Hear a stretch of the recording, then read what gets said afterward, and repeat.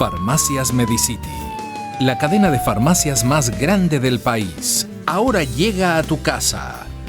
Pídenos a domicilio al 1-800-633-424. 1-800-633-424. Quédate en casa.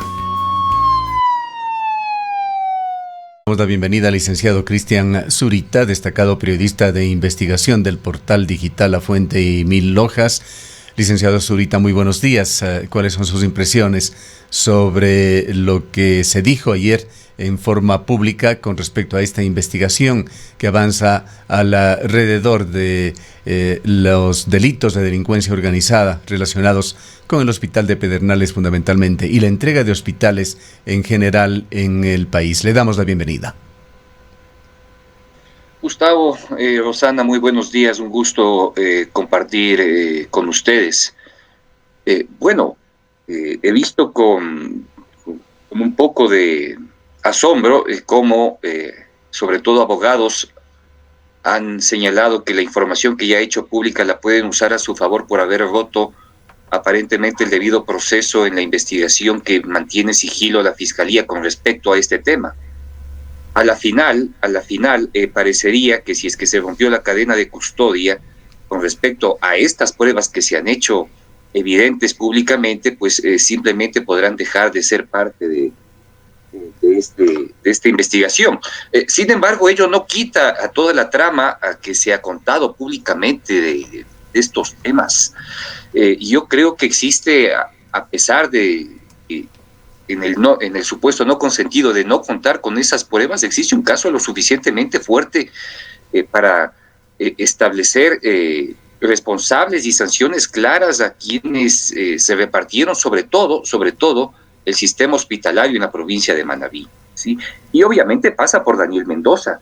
Y recordemos que al Daniel Mendoza era el alfil de Santiago Cuesta, que Santiago Cuesta además era el hombre ejecutor de las políticas sucias del gobierno de Lenín Moreno, ¿sí? Paradójicamente, en estos organigramas que aparecieron y circularon el día de ayer no aparece justamente Santiago Cuesta.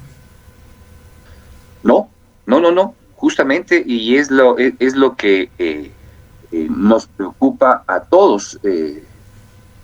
Cómo es que efectivamente la persona más cercana a Santiago Cuesta, que era Daniel Mendoza, y él siendo de alguna manera el centro de toda esta trama en la provincia de Manabí, pues no aparezca. Seguramente estará en las investigaciones fiscales, de las cuales todavía no tenemos acceso por la condición de sigilo que ellas perciben, pero sí me extraña tremendamente que él no aparezca allí, porque recordemos que toda esta trama se arma a partir de abril del año pasado, cuando se intenta elegir, ¿sí?, como presidente a César Litardo, ¿sí? Y justamente la elección de César Litardo, ¿sí?, desencadena toda esta entrega de hospitales y traspaso de poderes en la provincia que antes le pertenecían a otros asambleístas, y significa la consolidación, entre comillas, de Daniel Mendoza dentro del organigrama de las acciones de la presidencia de la República, ¿sí? Así que llama mucho la atención de que dentro de esta cantidad de nombres, que muchos habían sido ya citados dentro de primeras investigaciones, nosotros lo hemos escrito con claridad meridiana con respecto a esto, pues sí llama la atención, Gustavo. Licenciado Zurita, muy buenos días. Justamente la pregunta que muchos nos hemos venido haciendo permanentemente desde que saltó el tema es quién repartió los hospitales. Ahora surgen informaciones, la justicia ha avanzado en las personas y los casos de quienes de alguna manera se beneficiaron, pero es importante empezar a identificar y empezar a dar a conocer quienes estuvieron del otro lado. este es todavía un pendiente. Esto empezó a circular el día de ayer, pero previo a esto hubo ya una publicación. Dialogamos en algún momento incluso con Fernando Villavicencio respecto de esta publicación que hicieron ustedes, el gran reparto. Entonces hay dos partes, dos momentos, alguien que repartió y alguien que se benefició de aquello, y este es uno de los temas fundamentales y que todavía sigue siendo una deuda para el país, para los ecuatorianos, para las ecuatorianas. No, quien repartió los hospitales primero pasa por la entidad que tenía la capacidad de recursos económicos para hacerlo, y eso es el IES, el Instituto Ecuatoriano de Seguridad Social. Y al frente del IES estaba Paul Granda, ¿sí? Y es Paul Granda, en primera instancia, con su anuencia y su conocimiento, y también supongo que recibió órdenes para haber dado el acceso a los Bucarán para todo el manejo que ya es público y notorio y claro, o sea, ahí no hay ninguna duda, Pero luego hay el reparto del sistema público de salud que directamente no es parte del IES, y ahí entran todos los hospitales que hemos señalado, ¿no? O sea, no solo pasa por el tema de Pedernales no tiene un hospital, pero destruyeron el hospital de Manta, ¿sí? Manta no tiene un hospital. Es una de las cosas más increíbles y atroces, y no se ha descubierto en dónde están los recursos económicos que se depositaron ya al contratista para realizar las obras. Sí, hay una pérdida de dinero monstruoso. Estamos hablando aproximadamente de unos 33 millones de dólares que se han botado prácticamente a la basura, ¿sí? Porque no se sabe dónde están los recursos. Y se quedaron además sin hospital. Pero pasa justamente por el reparto, primero en el servicio de contratación de obras, ¿sí? ¿Quién manejaba el servicio de contratación de obras? El Ejecutivo, ¿sí? Y entonces, ¿en dónde están los nombres? Obviamente pasa por María Paula Romo, ¿sí? Porque es parte de los acuerdos para haber entregado esta troncha, como se llamaba antiguamente, ¿sí? A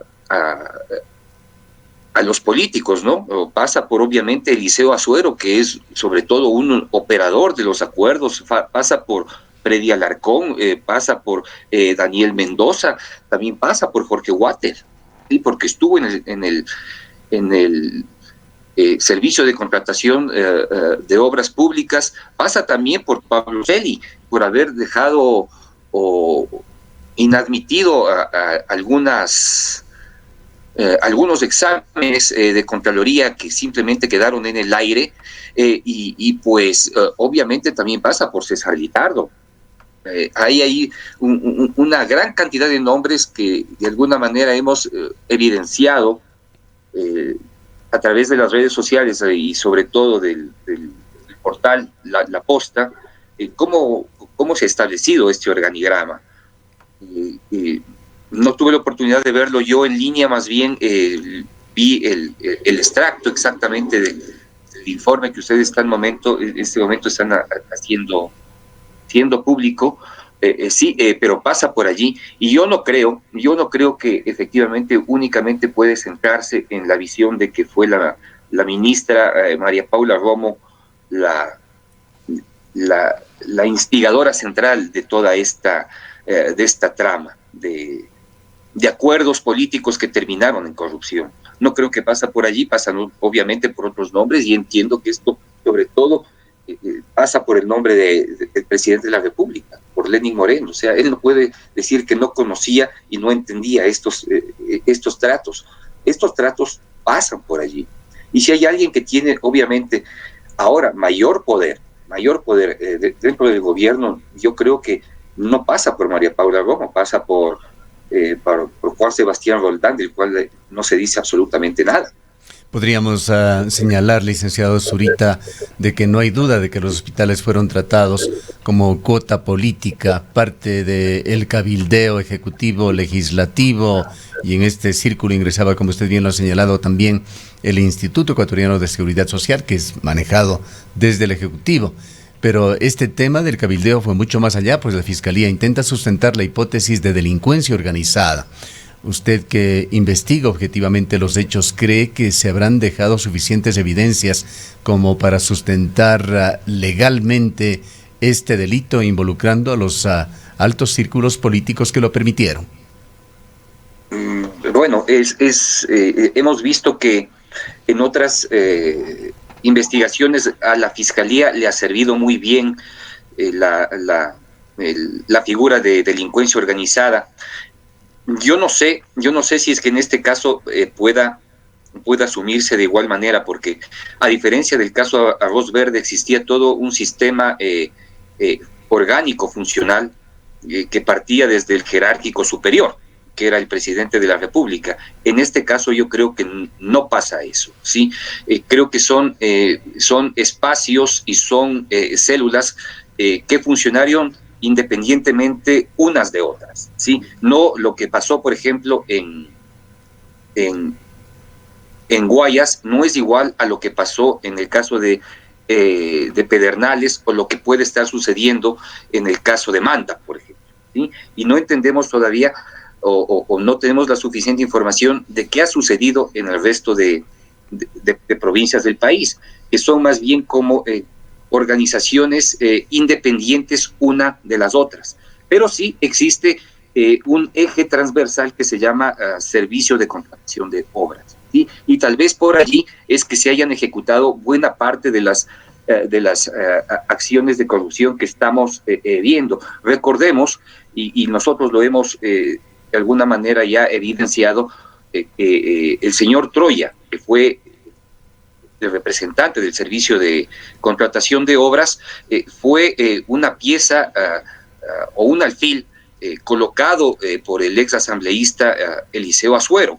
Allí existe una larga relación y una larga tradición de trabajo conjunto, y pues por allí pueden haberse desanudado una serie de obstáculos que les impedía acceder a los contratos y obviamente obtener las regalías y ganancias que ellos necesitaban. Así que habrá que ver cómo la Fiscalía termina construyendo este caso bajo esa línea, ¿no? Yo no creo que existe así como un jerárquico completo que nos lleve y nos permita unir todas las piezas.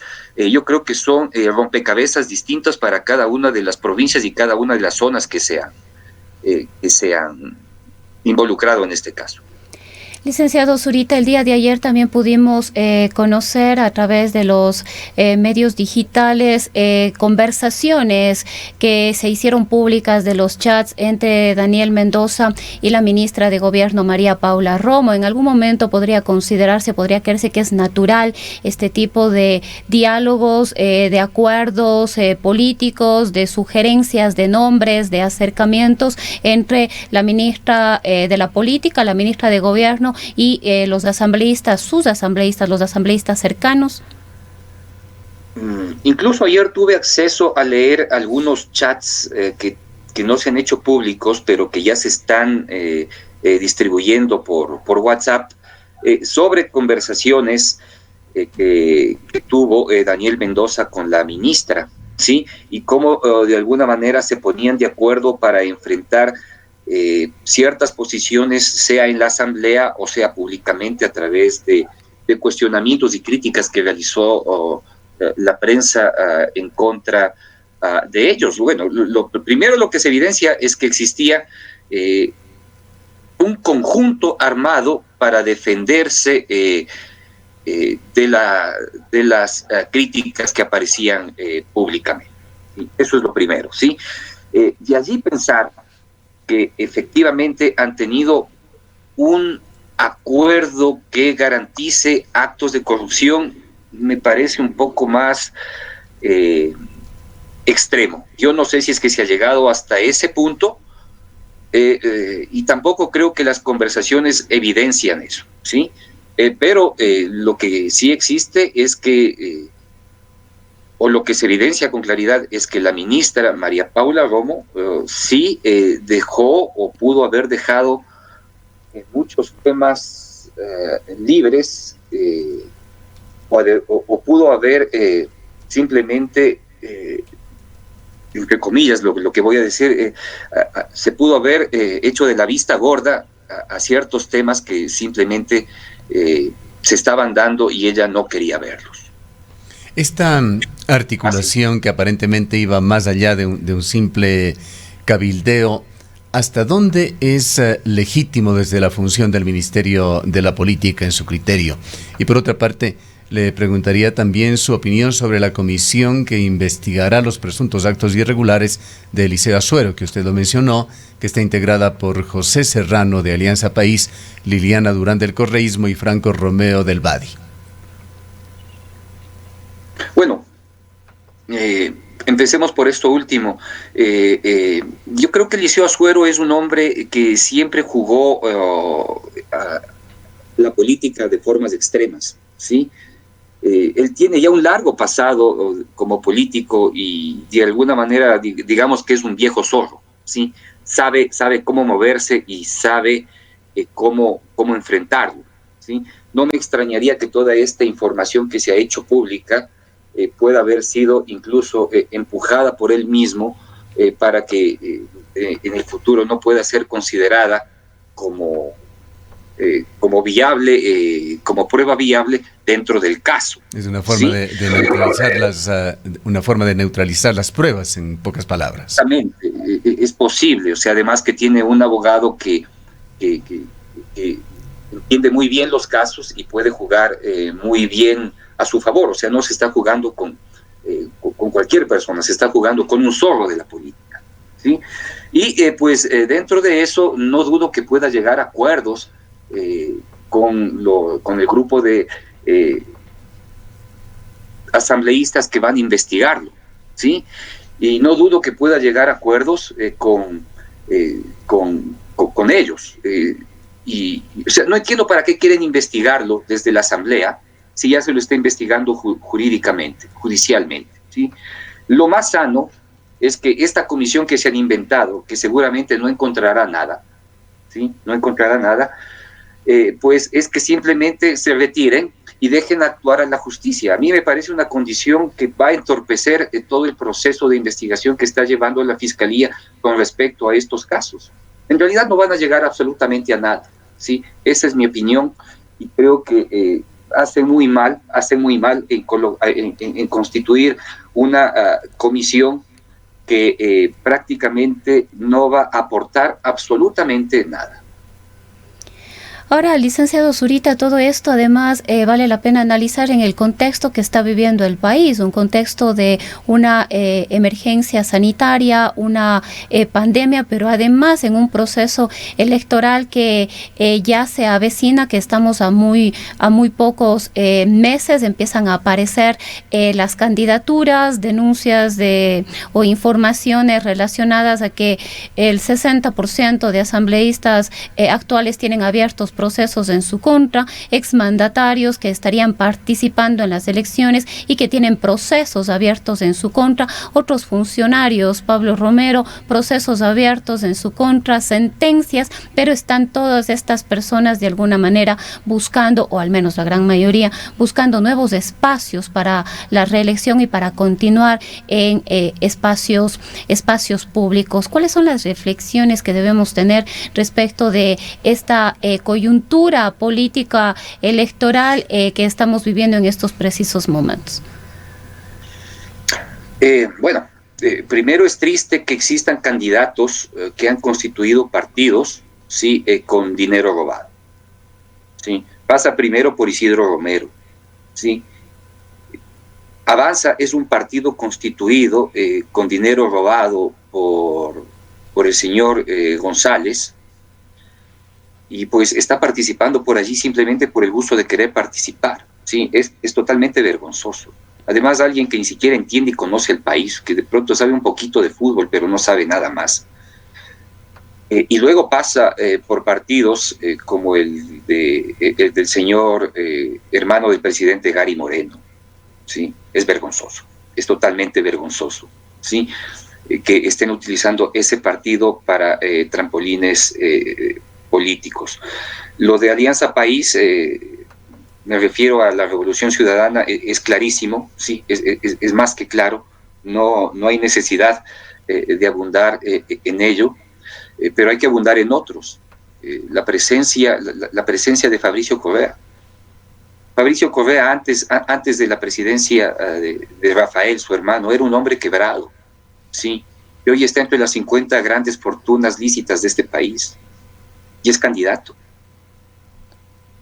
O sea, no solo podemos hablar por aquellos que estuvieron gobernando 10 años, sino por aquellos también que aparecían como supuesta oposición y también se enriquecieron. Y ahora todos ellos son candidatos.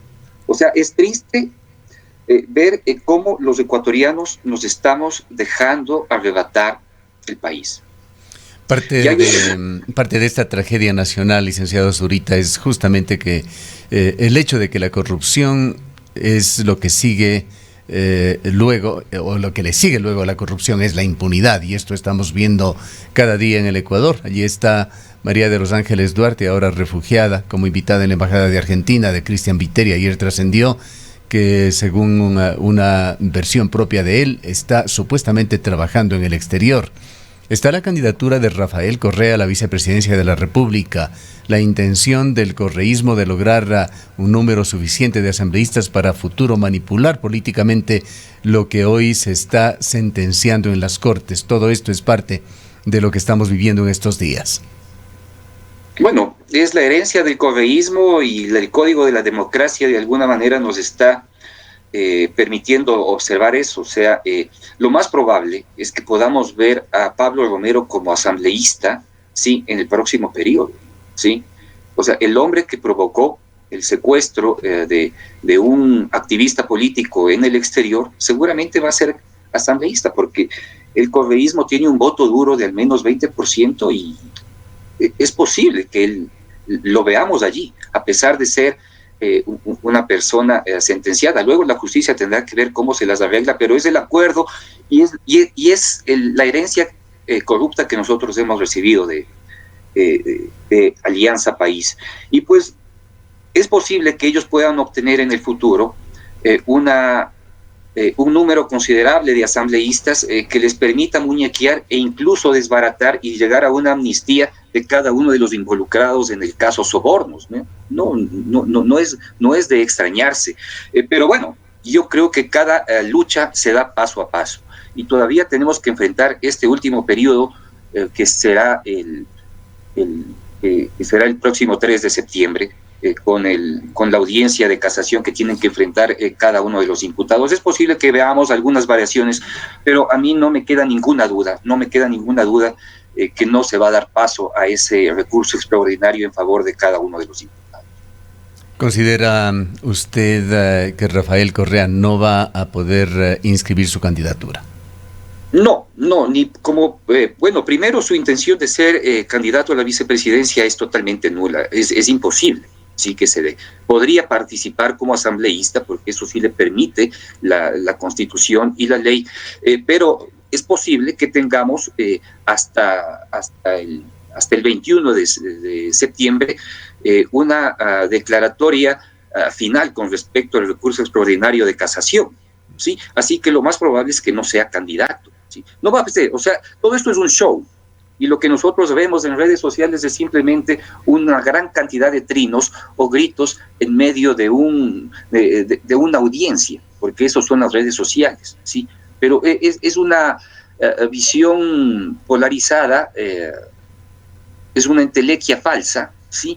Que no va más allá de su capacidad de manejar redes, porque su poder real no va más allá de las redes, ¿sí? Su poder real no va más allá de eso, ¿sí? Es posible que tenga un voto duro, pero ya en la realidad la capacidad de articular una condición política no les da, y peor en una condición de pandemia. Así que si ellos, que son la mayor fuerza política, su única capacidad es las redes sociales, pues pensemos que la condición disminuida en que se encuentran los otros. Así que estamos enfrentando en verdad una condición bastante pobre de la política ecuatoriana.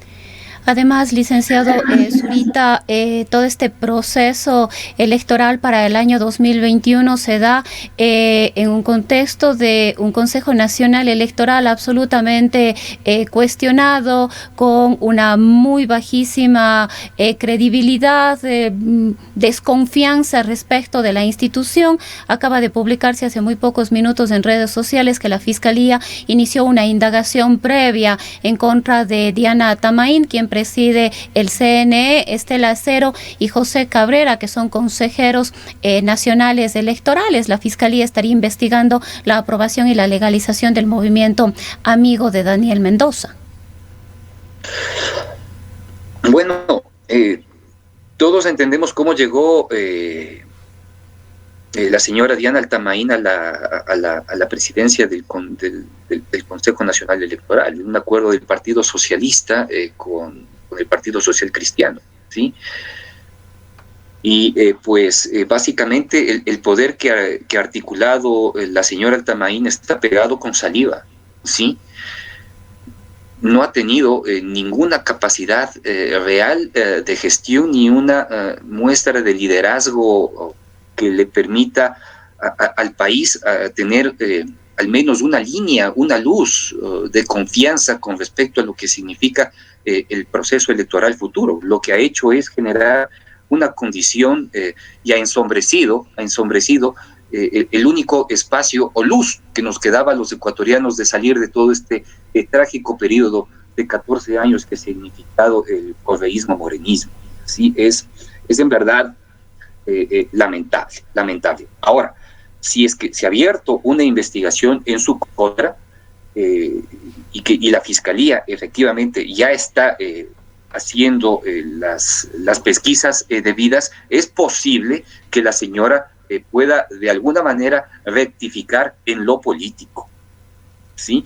Y pues abrirle al país una ventana real de luz y confianza en lo que van a ser las próximas elecciones, porque todo pasa por allí. O sea, todo sistema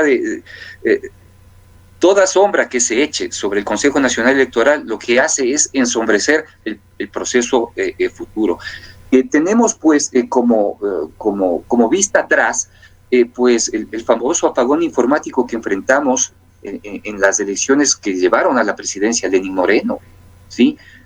Y pues esa sombra de duda todavía la tenemos presente, y pues con el con el nivel oscurantista que tiene este momento esa entidad, pues lo único que hace es colocar más nubes, más sombras, más obstáculos a esta condición democrática mínima que tiene este país. Pero su calificación de sombra de duda nos parece un poco magnánimo tras el informe de la Contraloría, que leyéndola simplemente no requiere de mayor interpretación, realmente deslegitima las elecciones pasadas, insta al Consejo Electoral a que esto no vuelva a suceder, pidiendo cambios técnicos en las próximas elecciones, en los escrutinios. El Contralor, en su informe, delata directamente una grosera manipulación de resultados durante el apagón electoral. Bueno, eso es real, y lo que hemos básicamente observado es que un atrincheramiento en la oficina de la señora Diana Altamaín, o sea, es incapaz de emitir un criterio con respecto a estos temas, y tampoco tiene la inteligencia para aprender técnicamente qué es lo que le corresponde hacer al Consejo Electoral para evitarlo. Es decir, es un mundo de tinieblas, sí, es un mundo de tinieblas. No he querido ser más duro porque debo entender y debemos suponer que de por medio está un proceso electoral en peligro. Y eso ya es extremo. Bien, queremos agradecerle a Cristian Zurita, destacado periodista de investigación del portal digital La Fuente y Mil Hojas.